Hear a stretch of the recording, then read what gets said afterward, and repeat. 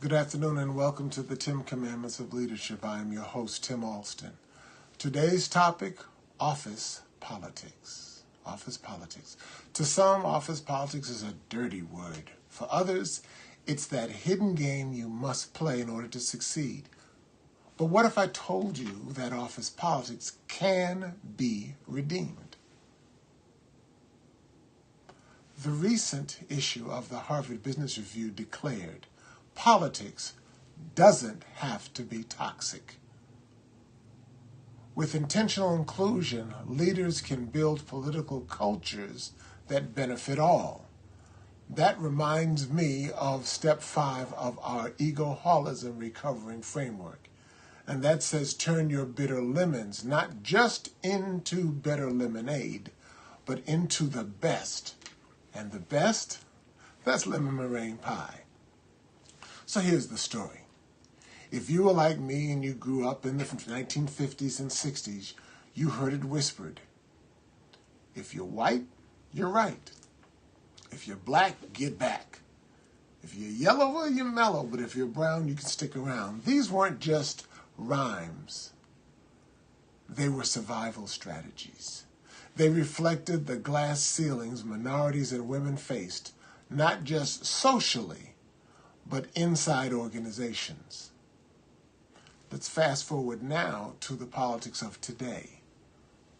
Kamala Harris, the highest ranking woman in U.S. political history, was given only 107 days to run for the presidency in 2024.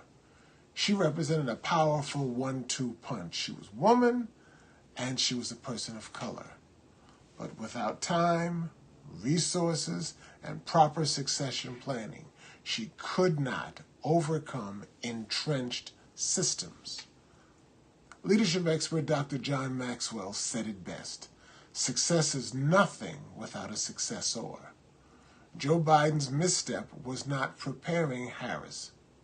For example, not giving her the best platform of the rough and tumble of a primary season. Number 2, for starters, not stepping aside when he and his staff knew that his health and his advanced age could not endure either a primary, a campaign, or a second term. Number 3, not allowing Harris more than 107 days of campaigning, thus causing the Democrats to lose 31 of the 50 states. As a former prosecutor who so ably demonstrated at the presidential debate on September 10th, Kamala Harris would have certainly upended Donald Trump on June 27 when Trump trumped Biden. And as a result, on November 4th, the bitter lemon became sourer still. But here's now the opportunity for leaders and managers to reverse the uglies of the traditional office politics, as demonstrated in these following 3 Ego-holism Recovering Steps. Step 5 says, turn your bitter lemons not only into better lemonade, but the best into lemon meringue pie. Therefore, leaders must bake the pie, the lemon meringue pie, which means to include women and minorities in both formal and informal networks. Step number 6 says the healing is in the revealing. Therefore, reveal your stories, leaders, managers. Healing and growth happens when the truth is told. And step number 7 says, now that you know, go elevate and grow. Therefore, codify your lessons and elevate your successors so that they can start at mile number 5 instead of mile 0. For example, whenever I leave a project, whether it was a job situation or a client project, I typically write up a 1-page case study. Why? Because the next person deserves a map, not a maze. That's not just smart leadership. That's good stewardship.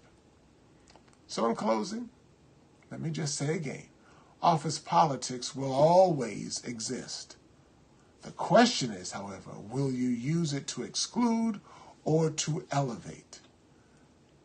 Legacy leaders include others. They tell the stories and they leave more than they found. And that's what it means to recover from ego-holism and to lead with purpose. Thanks for listening. Thanks for watching. This has been Tim Alston and the 10 Commandments of Leadership. We'll see you tomorrow.